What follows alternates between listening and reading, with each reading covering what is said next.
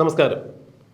നമ്മുടെ നാട്ടിൽ വിചാരണ കഴിഞ്ഞ് കോടതി തെളിവില്ല എന്ന് പറഞ്ഞ് വെറുതെ വിടപ്പെട്ട ഒരു പ്രതിയെ വീണ്ടും ഒരു അപ്പീലിൻ്റെ മുകളിൽ കോടതി നിയമ നടപടികൾക്ക് വിധേയനാകണം എന്ന് പറയുന്നത് കേരള ഹൈക്കോടതിയുടെ ചരിത്രത്തിൽ ആദ്യമാണ് എന്നുള്ളതാണ് നിയമവൃത്തങ്ങൾ ചൂണ്ടിക്കാണിക്കുന്നത്. പറഞ്ഞു വരുന്നത്, ഇടുക്കി തോട്ടം മേഖലയിലെ 6 വയസ്സുള്ള ഒരു പെൺകുട്ടിയെ ഒരു DYFI നേതാവ് അർജുൻ എന്നാണ് അയാളുടെ പേര്, അതിക്രൂരമായി ബലാത്സംഗം ചെയ്തു. അതും പ്രകൃതി വിരുദ്ധമായ രീതിയിൽ പീഡിപ്പിച്ച് ആ കുട്ടിയെ കൊന്നുകളഞ്ഞു. എന്നിട്ട് കെട്ടിത്തൂക്കി എന്നുള്ളതായിരുന്നു കേസിനാസ്പദമായ സംഭവം. 2021 ഈ കേസ് നടന്നത്. എന്നാൽ കോടതിയിലെത്തിയ ഈ കേസിൽ അർജുൻ പുഷ്പം പോലെ ഊരിപ്പോരുകയായിരുന്നു.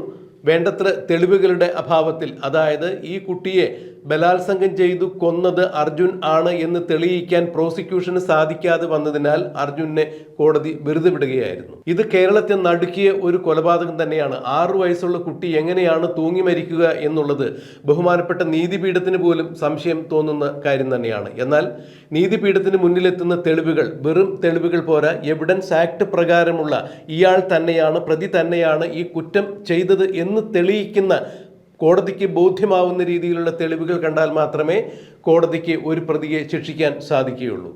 ഇവിടെ പോലീസും പ്രോസിക്യൂഷനുമെല്ലാം ഒത്തുകൊളിച്ച് DYFI നേതാവായ അർജുനെ ഈ കേസിൽ നിന്നും പുഷ്പം പോലെ ഊരിയെടുക്കാൻ, അല്ലെങ്കിൽ ശിക്ഷ കിട്ടാതെ അർജുൻ പുറത്തേക്ക് എളുപ്പത്തിൽ ഇറങ്ങിപ്പോരാൻ വേണ്ടുന്ന രീതിയിലുള്ള നടപടിക്രമങ്ങളാണ് പോലീസ് അന്വേഷിച്ചത്. പോലീസ് തന്നെയാണ് ആ കേസ് അട്ടിമറിച്ചത്.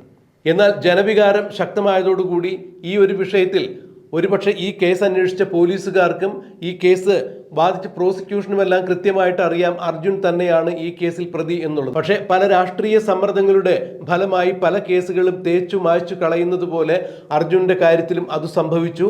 ഫോറൻസിക് പരിശോധനയ്ക്ക് പോലും അവിടെയുള്ള വസ്തുവകകൾ പോലീസ് അയച്ചില്ല എന്നുള്ളതാണ് എടുത്തു പറയേണ്ട വസ്തുത. ഈ പെൺകുട്ടിയെ അതിക്രൂരമായി പീഡിപ്പിച്ച കട്ടിലിലെ ബെഡ്ഷീറ്റ് പോലും പോലീസ് ഫോറൻസിക് പരിശോധനയ്ക്ക് അയച്ചിട്ടില്ല. ആ ബെഡ്ഷീറ്റിലുണ്ടായിരുന്ന പുരുഷ ബീജത്തിന്റെ സാന്നിധ്യം ആരുടേതാണ് എന്നറിയുവാനുള്ള ഫോറൻസിക് പരിശോധനകളൊന്നും തന്നെ പോലീസ് നടത്തിയിട്ടില്ല. ആ മുറിയുടെ കതക് തുറന്നു കിടക്കുന്ന രീതിയിലായിരുന്നു എന്നൊക്കെയാണ് പോലീസിൻ്റെ FIRൽ രേഖപ്പെടുത്തി വച്ചിരിക്കുന്നത്. അതായത് ഈ ഇൻക്വസ്റ്റ് റിപ്പോർട്ട് പോലും തയ്യാറാക്കാതെയാണ് ഈ കേസ് പരിഗണിച്ചത് എന്ന് പറയുമ്പോൾ ഒരാളെ മനഃപൂർവ്വം രക്ഷിച്ചെടുക്കുവാൻ വേണ്ടി പോലീസിന് എന്തൊക്കെ ചെയ്യാൻ സാധിച്ചുവോ അത്തരം എല്ലാ അട്ടിമറികളും അർജുൻ എന്ന് പറയുന്ന ഈ DYFI നേതാവിന് വേണ്ടി പോലീസ് ചെയ്തു കൊടുത്തു എന്നുള്ളതാണ് പരക്കെ ഉന്നയിക്കപ്പെടുന്ന ആരോപണങ്ങൾ. അതെന്ത് തന്നെയായാലും വിചാരണ കോടതി അർജുനെ വെറുതെ വിടുകയായിരുന്നു. തെളിവുകളുടെ അഭാവത്തിൽ ഇയാളാണ് ഈ കുറ്റം ചെയ്തത് എന്ന് തെളിയിക്കാൻ സാധിക്കാതെ അത് തേഞ്ഞു മാഞ്ഞു പോവുകയായിരുന്നു.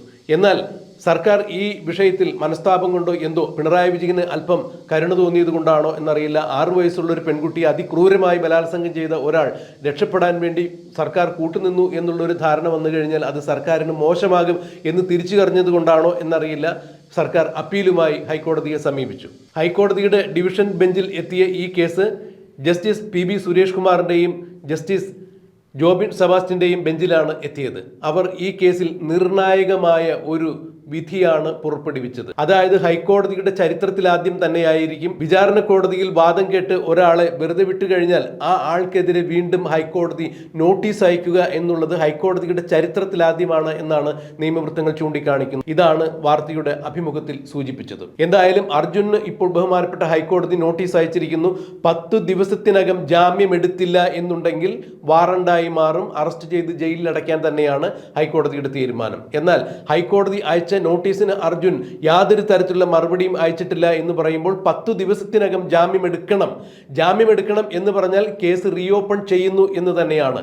വിചാരണ കോടതി തെളിവുകളില്ല എന്ന് തള്ളിയ ഒരു കേസിലെ പ്രതി എന്ന് പറയപ്പെടുന്ന ഒരാൾക്ക് വീണ്ടും അപ്പീലിന് പോകുമ്പോൾ ഹൈക്കോടതി നോട്ടീസ് അയക്കുക എന്ന് പറഞ്ഞാൽ ഹൈക്കോടതിയുടെ ചരിത്രത്തിൽ ആദ്യം തന്നെ എന്ന് നിയമവൃത്തങ്ങൾ ചൂണ്ടിക്കാണിക്കുമ്പോൾ, ഇയാളോട് കോടതി ജാമ്യം എടുക്കണം എന്നാവശ്യപ്പെട്ടിരിക്കുമ്പോൾ കേസ് റീഓപ്പൺ ചെയ്തിരിക്കുന്നു എന്ന് തന്നെയാണ് അതിൻ്റെ നിയമവ്യാഖ്യാനം എന്നാണ് നിയമവൃത്തങ്ങൾ ചൂണ്ടിക്കാണിക്കുന്നത്. അതായത് അർജുൻ വീണ്ടും നിയമ നടപടികൾ നേരിടണം, ഈ കേസ് കോടതിയിൽ വാദിക്കപ്പെടും എന്ന് തന്നെയാണ് ഇതിൽ നിന്നും മനസ്സിലാക്കാൻ സാധിക്കുന്നത്. അതായത് ദൈവത്തിന്റെ അദൃശ്യ അദൃശ്യമായ കരങ്ങൾ ഇവിടെയും പ്രവർത്തിച്ചിരിക്കുന്നു.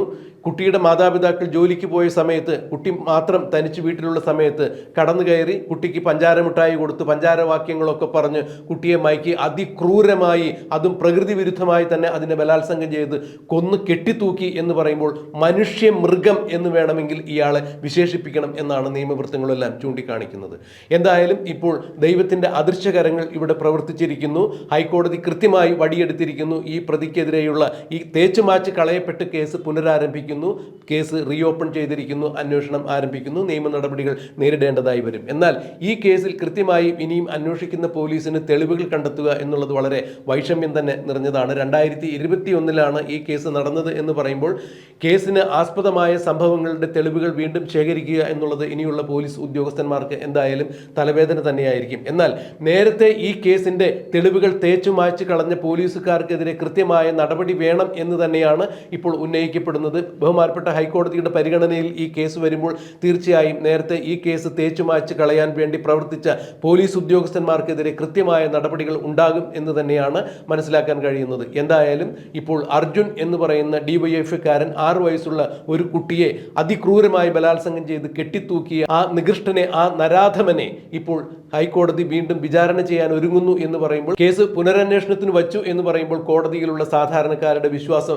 വർദ്ധിക്കുകയാണ്. കാരണം യാതൊരു തരത്തിലും സ്വാധീനമില്ലാത്ത ആളുകൾക്ക് ഏക ആശ്രയം ഈ നാട്ടിലെ കോടതികൾ മാത്രമാണ്. കോടതി ഉണർന്ന് പ്രവർത്തിച്ചിരിക്കുന്നു എന്ന് വേണം മനസ്സിലാക്കാൻ. എന്നാൽ അർജുനെ വെള്ളപൂശുവാൻ വേണ്ടി അർജുനെ എന്തോ വീര കഥാപാത്രമാണ് എന്ന് ചിത്രീകരിച്ചുകൊണ്ട് മലയാളത്തിലെ ഒരു പ്രമുഖ ചാനൽ റിപ്പോർട്ട് കൊടുത്തിട്ടുണ്ടായിരുന്നു, അയാളുടെ അഭിമുഖം റിപ്പോർട്ട് ചെയ്തിട്ടുണ്ടായിരുന്നു. എന്തായാലും ഇത്തരത്തിലുള്ള പ്രവർത്തനങ്ങളും ഇതിന് അനുബന്ധമായി നടക്കുന്നു എന്നറിയുമ്പോൾ കേരളം ലജ്ജിച്ച് തലതാഴ്ത്തുന്നു. എന്താണ് ഇനി ഹൈക്കോടതി നോട്ടീസ് അയച്ചതിലൂടെ അർജുനന് സംഭവിക്കാൻ പോകുന്നത് എന്നുള്ളത് നമുക്ക് കണ്ടറിയാം. കുട്ടിയുടെ വീട്ടുകാർക്ക് നീതി കിട്ടുമോ ഇല്ലയോ എന്നുള്ളത് കാത്തിരുന്നറിയാം.